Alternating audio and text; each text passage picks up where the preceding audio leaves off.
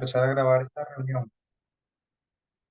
Bueno, antes de que arranquemos con el tema de hoy, quiero saber si hay alguna duda o alguna inquietud con el uso de la plataforma, con el envío de las evidencias.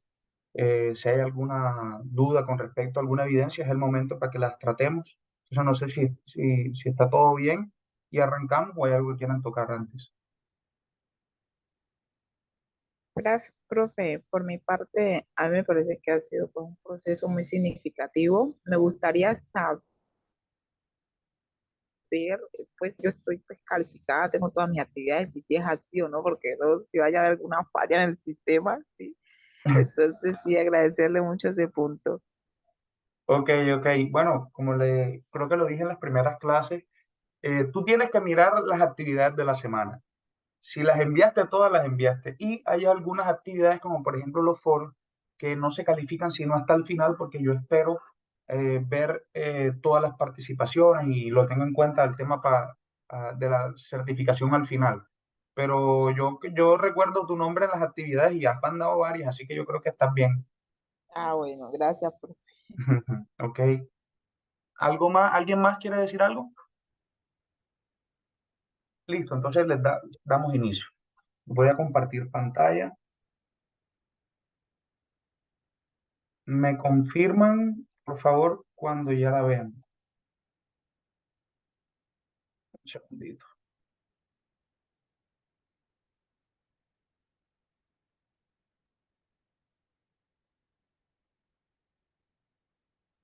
Confirman cuando ya vean la diapositiva.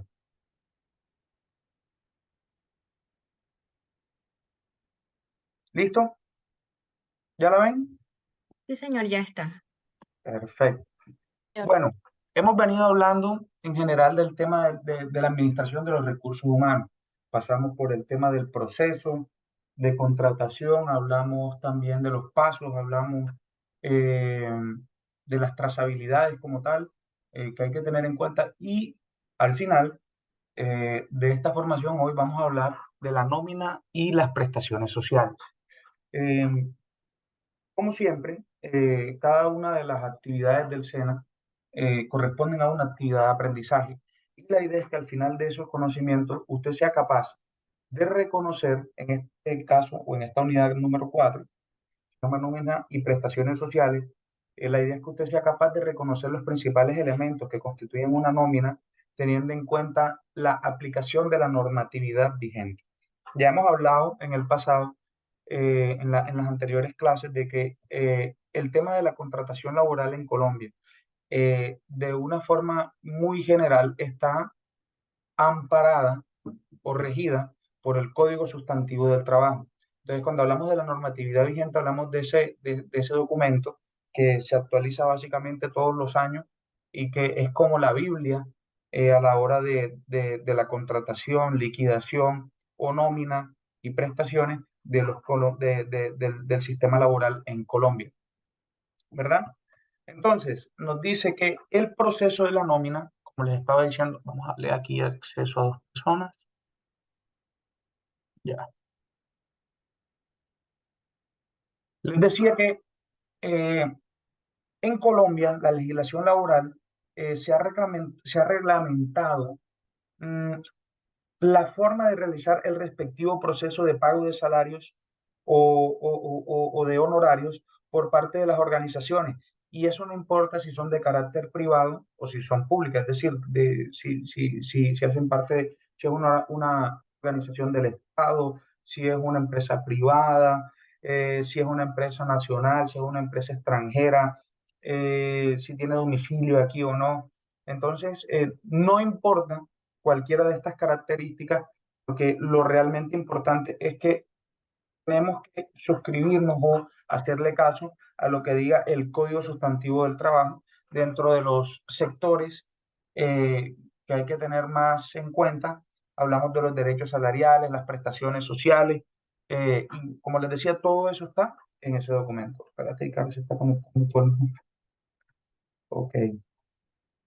Entonces, dice la diapositiva que de las funciones que cumple la administración del talento humano, es la elaboración de la nómina y es de la mayor responsabilidad y cuidado de porque de presentarse un error, este afectaría directamente al trabajador en cuanto a su bolsillo. A la empresa también le afecta en el proceso de liquidación de la carga prestacional que le corresponde, esos son los parafiscales, y la elaboración de la nómina incluye una serie de elementos, los cuales por su complejidad, por la importancia, porque hay que ser minucioso en ese trabajo, las estructuras de trabajo pueden ser un poquito dispendiosas, y esa es la razón por la cual existen muchas empresas outsourcing que se encargan de realizar los procesos de selección para cada una de las empresas, es decir, venden esos servicios por lo minucioso y por el trabajo como tal que significa. Piénsalo de esta manera. Eh, el objetivo de una empresa que hace café es vender café, es producirlo y venderlo. Entonces, contratar personas, que es algo de mucha importancia y de mucha detalle, quita tiempo, quita energía, quita esfuerzos, y de pronto ese no es el fuerte de la persona o el objetivo de la empresa.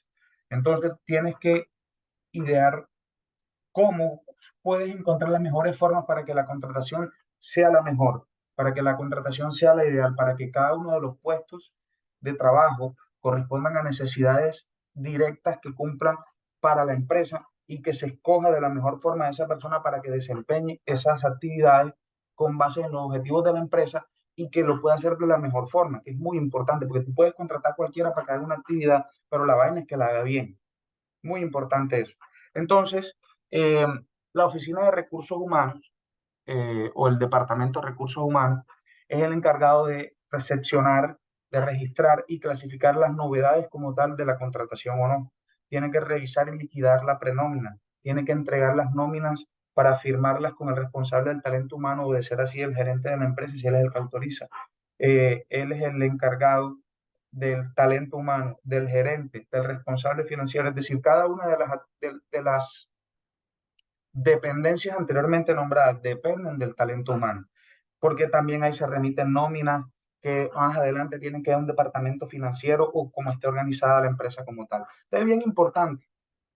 En cada una de las diapositivas anteriores yo les he puesto como que una trazabilidad. A mí me gusta mirarlo por trazabilidad de cada uno de estos temas, porque en realidad sí son pasos.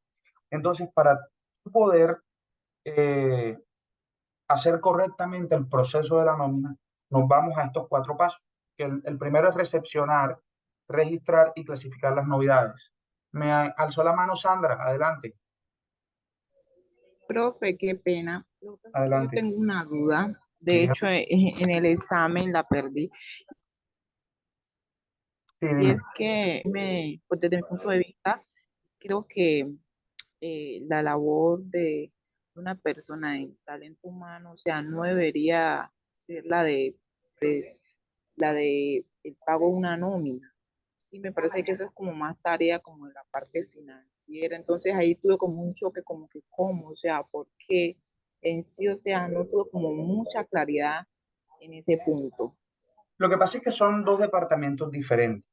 El departamento financiero es el que recibe una orden para desembolso, y la persona que determina si esa orden se da es el líder del talento humano. Porque mira la pantalla, el trabajo de esa persona primero es recepcionar, él es el que recibe todos los papeles. Te voy a hablar de un ejemplo. Yo soy, eh, yo soy un contratista del Estado, es decir, yo hago parte del proceso, yo hago parte de la masa que es empleada. En este caso yo soy por prestación de servicios, y le presto esos servicios a una entidad del Estado. Entonces, yo todos los meses, como prestador de servicios, yo tengo que meter una cuenta de cobro para que a mí me puedan pagar. Entonces, la persona financiera lo único que recibe es la orden para pagar y hace los desembolsos, se encarga de contabilidad, que es de donde sale la plata, es el que autoriza con los bancos, que tienen las comunicaciones, ese es el trabajo de ellos. Pero quien autoriza si le pagan o no viene de parte de la Oficina de Recursos Humanos, porque él recepciona todos los papeles, en este caso mis cuentas de cobro, registra que todos los papeles estén correctos. Si hay una novedad, te voy a hablar de un ejemplo de una novedad, que yo tenga un embargo, ¿me entiendes? Que yo tengo un hijito y no le pude pagar la pensión y me han embargado la mitad de la cuenta. Eso no es trabajo del departamento financiero. El departamento financiero paga o no paga. El que determina si le pagan o no es el que tiene que recepcionar, registrar y clasificar las novedades. Después de que esa Ok, persona, ¿te quedó claro la diferencia? sí, señor, sí entendí que, o sea, entendí la diferencia de ambas, es que ahí estaba como algo, ya entendí que ahí es que pasar la cuenta de cobro por concepto de que se les va a pagar, ¿cierto? Exactamente. Exactamente. Si Entonces, hay mira, horas extras o demás. Ajá. correcto, es que ese es el trabajo de la Oficina de Recursos Humanos. Ellos son los que determinan cuánto hay que pagarte, por qué hay que pagarte, este man que hizo, cumplió con su trabajo, ¿me entiendes? Él es como que el encargado de, el veedor de que tu trabajo se está cumpliendo correctamente y así mismo, como en todas las, como en el proceso eh, eh, de derechos. Cuando tú celebras un contrato, tú tienes obligaciones y también tienes derechos. Entonces, el líder o la oficina de recursos humanos tiene que velar porque tú cumplas los deberes que tienes que hacer, pero que se te respeten tus derechos. ¿Estamos claros? Sí, señor, muchas gracias. Súper. Entonces, volvamos a la pantalla. Entonces, el número uno, recepcionar, registrar y clasificar las novedades. La persona recibe los papeles, miró que tú sí pagaste la salud. Ah, bueno, no, aquí solamente recibe, clasifica cuáles son las novedades y empieza a actuar. Después, revisa y liquida la prenómina. Entonces, la persona ya recibió tu cuenta de cobro, entonces él ahora revisa, no, él dice que trabajó tantas horas extra, él dice que trabajó de noche, no, si es verdad. Entonces saca la cuenta de cuánto te tienen que pagar por las noches, de cuánto te tienen que pagar por el día festivo, de cuántas comisiones tú te ganaste, por ejemplo, que tú tengas un trabajo de venta. Entonces se revisa toda esa información para poder liquidar la prenómina. Entonces es como que dijeran, ah, no, esta persona hizo, trabajó, hizo esto y esto. Hasta este momento, él es acreedor a que se le dé en el número de dinero. Entonces, vamos bien en el segundo paso. Entonces, de ahí vamos a la siguiente parada en los PITs, que es entregar la nómina para firma del responsable del talento humano, gerente y responsable financiero. Entonces, hasta el paso número dos, todo está en la oficina del recurso humano. Ya él verificó todo bien. De pronto también se hicieron deducciones. Acuérdense que hablamos de las deducciones. ¿Qué son las deducciones? Si el man de pronto tiene un embargo, se le quitó todos los aportes de él para fiscales, para la salud, para la pensión, eh, para la ARL. Entonces ya se liquidó y ya tenemos cuánto es lo que él recibe. Y lo que él recibe se saca después de los ingresos, que corresponde a lo que te acabo de decir, y de restarle los egresos, que son cada una de las deducciones. Entonces, cuando en recursos humanos tienen eso, se entrega para que autorice, primeramente el responsable de la oficina de recursos humanos, de ser así el gerente de la empresa y de ser así el responsable financiero. Entonces ya es donde el gerente y el responsable financiero verifican o dan el visto bueno de que en los anteriores dos pasos la oficina del recurso humano hizo muy bien su trabajo. Entonces, cuando eso está claro, entonces se remiten las nóminas al departamento de gestión financiera como para decirle, hombre, sí, todo correcto, pague. Y ese es el proceso como tal de la nómina o en una trazabilidad como tal. ¿Se entendió cada uno de estos pasos?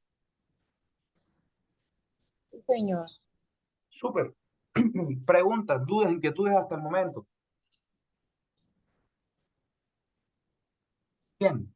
Como les decía ahorita, dentro de los elementos de la nómina hay que tener en cuenta el devengado, las deducciones, las apropiaciones y la seguridad social. Entonces, el devengado hace referencia al valor total de los ingresos que obtiene un empleado durante el periodo a cancelar, ya sea quincenal o mensual. Acuérdense cuando hablamos del proceso de contratación, y es que dentro del contrato tiene que estar plasmado las obligaciones, las prohibiciones, la fecha de ingreso, los datos y la información de pago.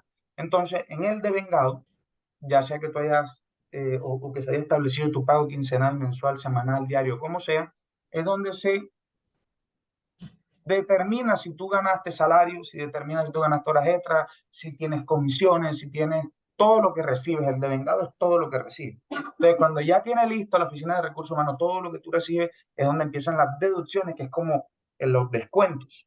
Entonces, esos son los valores que se les descuentan a los empleados de su nómina, los cuales son salud y pensión, que corresponde al empleado una parte y otra al empleador, el fondo pensional. Ojo, eso también depende del tipo de contrato. El fondo pensional, la retención en la fuente, si hay un lugar para alguno de esos descuentos, las libranzas, que son de pronto los, los negocios que tú hayas hecho con alguna empresa o con la misma empresa, los embargos judiciales, que es el ejemplo que les puse ahorita, y cualquier otro descuento que haya sido autorizado por el empleado o por la ley. Pues ya que tenemos lo que el man se ganó y tenemos lo que él tiene que dar de lo que se ganó. Entonces después vienen las apropiaciones y cuando hablamos de apropiaciones es porque es la empresa la que se apropia de algunos gastos, como lo son los valores que deben ser pagados por la empresa, que es el porcentaje de la salud y la pensión que le corresponde a la empresa, los riesgos profesionales, los aportes para fiscales y las prestaciones sociales. La seguridad social, que es el último paso, este rubro se encuentra en la salud, en la pensión y en los riesgos laborales y se presentan porcentajes de salud y pensión que son los que pagan las personas en las deducciones y los que paga la empresa en las deducciones. Entonces, cuando hablamos ahí me equivoqué en este título, estamos hablando como tal de los elementos de la nómina. En cuanto a los parafiscales, no sé si ustedes tenían conocimiento de que todos los colombianos hacemos un aporte. Nosotros de nuestro salario le aportamos el 4% a la caja de compensación, pero eso lo eliges tú. Le aportamos el 3% de nuestro salario de bienestar familiar y el 2% al SENA. ¿Qué quiere decir esto? Básicamente, que si tú te ganas 1 millón de pesos, tú das 4.000 pesos a la caja de compensación, 3.000 pesos al Instituto de Bienestar Familiar y 2.000 pesos al SENA. Yo le digo a la gente al principio de los cursos que aprovechen los cursos en el SENA porque son gratis y son muy buenos. Pero la verdad es que los cursos de SENA no son gratis, los cursos de SENA los pagamos todos. Mira que ahí te estoy diciendo que todos damos el 2%. Entonces, te lo digo para que te sigas formando, porque básicamente, si nosotros no hacemos cursos en el SENA, es como si estuviéramos pagando algo que no utilizamos. Entonces, les dejo ese datico ahí. Y las prestaciones sociales, que son la prima de servicio, es lo que te retienen para dártelo más adelante, que son el 8,33% de tu salario, las vacaciones, que son el 4,17%, las cesantías, que son el 8,33%, y los intereses de cesantía, que son el 12%. Pero el 12% de la cesantía, no de tu salario. Preguntas, dudas, inquietudes. Y como tal, el salario es la remuneración, el pago que recibe el trabajador por los servicios prestados en forma personal. El dinero en dinero o en especie. Este no es embargable en su totalidad, pero lo máximo permitido por la ley es de hasta un 50% en favor de cooperativas o por orden judicial en caso de alimentos. Es decir, sea lo que sea que tú hayas hecho, cuántos hijos tengas en la calle y no quieras pagarle, esto no está, esto no es para que lo hagan, el 50% de tu salario es lo máximo que te pueden embargar, pero el 50% de tu salario es bastante. Y la razón por la que te embargan solamente el 50% es que si a ti te embargan el resto del dinero, ¿con qué vas a vivir? ¿Con qué vas a pagar? Esa es la razón. Preguntas, dudas o inquietudes. El cálculo del salario mínimo, y estamos en época en la que se habla de eso. De hecho, ahora mismo están hablando de que hay que subir el 12, el más de 2 puntos porcentuales y todo eso. Les voy a comentar un poquito de cosas que aprendí en economía. El índice del precio del consumidor es el IPC. Ustedes ahora que se metan en las noticias van a encontrar bastante que empiezan a decir el IPC, el IPC.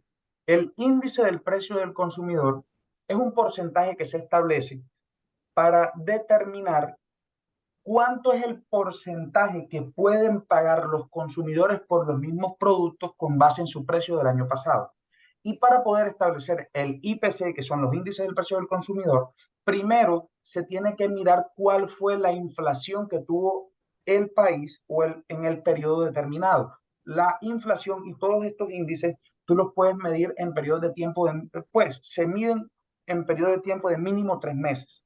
Pero para este ejercicio se mide en un año. Entonces, para establecer el índice del precio del consumidor, tenemos que saber cuánto fue la inflación. Entonces, por ejemplo, si la inflación fue del 8%, la teoría económica dice que el IPC debería ser del 8%, porque tiene que corresponder la inflación, es decir, cuánto aumentaron los precios de un producto con respecto al periodo anterior, y ese debe ser el mismo precio en el que suban, porque de esa misma forma le alcanza a la persona que lo produce para poder producirlo y ganar. No sé si se está entendiendo. El siguiente, ¿está claro eso que les acabo de explicar?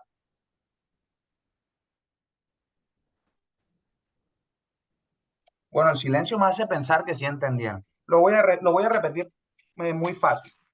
Todos los años nosotros vemos la inflación. La inflación es el porcentaje que sube de precio las cosas por el tiempo que ha transcurrido con respecto a un periodo anterior. Es decir, si antes un tinto costaba 100 pesos, la inflación es del 8%, ahora el tinto va a costar 108 pesos, que es lo que subieron de precio todos los productos para poder producir una taza de café. Esa es la inflación. Entonces, la inflación debe corresponder con el índice del precio del consumidor, porque si las cosas aumentaron en un 8%, no pueden cobrártela más caras porque sencillamente el consumidor no va a tener dinero para poder comprarte. Entonces, teniendo claro la inflación y el índice del precio del consumidor, vamos a poder también saber cuál es el incremento del Producto Interno Bruto, que es el PIB. El PIB es un índice que encontramos también hablando mucho al principio del año y al final del año, porque es cuánto crece la economía de un país con base en indicadores como la inflación, como la economía aumentada o no, eh, y eso te da un porcentaje, o perdón, te da un valor del dinero que se mueve dentro de un país. El Producto Interno Bruto es el dinero que se mueve dentro de un país para que la economía fluya. Entonces, el Producto Interno Bruto, la inflación y los índices del precio del consumidor tienen que tener una coherencia para que la contribución a los salarios del ingreso nacional puedan sustentar la economía. Les voy a poner un ejemplo de lo que les estoy diciendo. A mí me pareció arbitrario, y es una opinión personal, porque en economía hasta el gurú más grande se puede equivocar, porque nadie lo sabe. A mí me pareció arbitrario el aumento que se hizo en el salario mínimo del año pasado para este, porque fue muy brusco. Para las personas que reciben salario, que fue como del 10 o del 11%, se emocionaron porque no habíamos tenido en periodos anteriores un aumento tan grande.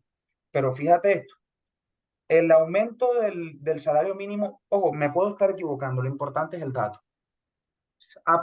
Vamos a suponer que fue del 11%. ¿Qué quiere decir eso? Que tú te vas a ganar el 11% más con respecto a lo que te ganabas el año pasado. Pero el aumento del salario mínimo fue inferior correspondiente a la inflación, porque la inflación fue mayor. Entonces, ¿qué quiere decir esto? Te pongo el ejemplo. Si el aumento del salario mínimo fue del 11%, quiere decir que yo voy a ganarme el 11% más que lo que me ganaba el año anterior, pero el aumento de las cosas en general fue como del 15%. Es decir, aunque yo gano mucho más que lo que me ganaba el año pasado, la plata no me va a alcanzar para comprar lo mismo, pues sencillamente porque ahora todo es más caro. Y entonces usted dirá, ay, profe, pero la solución entonces es que nos suban más los salarios. Y la respuesta es no, porque tú tienes que ponerte del lado del empresario. El empresario no va a poderle subir los precios mucho a las cosas porque la gente no tiene dinero para pagarlas, pero sus empleados sí le van a costar más dinero. Entonces, al tener empleados con salarios más altos y él cobrar el mismo dinero por los productos porque la gente no tiene para pagarlos más, sencillamente lo que va a pasar es que los empresarios van a tener que despedir o contratar a menos personas para poder pagarles los salarios que se están imponiendo con base en datos que eventualmente pueden ser arbitrarios. No sé si se está entendiendo. Entonces, ese es el ejercicio del año pasado. Ahora estamos otra vez hablando del aumento del salario mínimo y se está hablando de un aumento del 12% o algo así. Y es bastante. Se lo están hablando porque este año la inflación ha sido demasiado agresiva, pero pasaría lo mismo.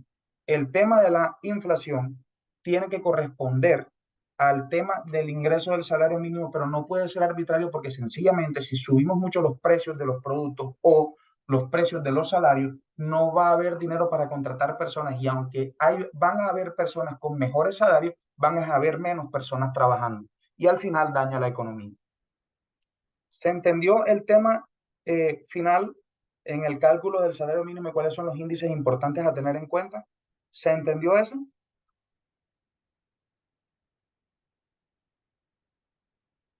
¿Preguntas, dudas o inquietudes? Sí, profe, ahí se le entendió. Ok, muchas gracias. Bueno, eh, Súper, si no es más, les agradezco haber asistido a esta formación, espero que les haya gustado, espero que hayan aprendido.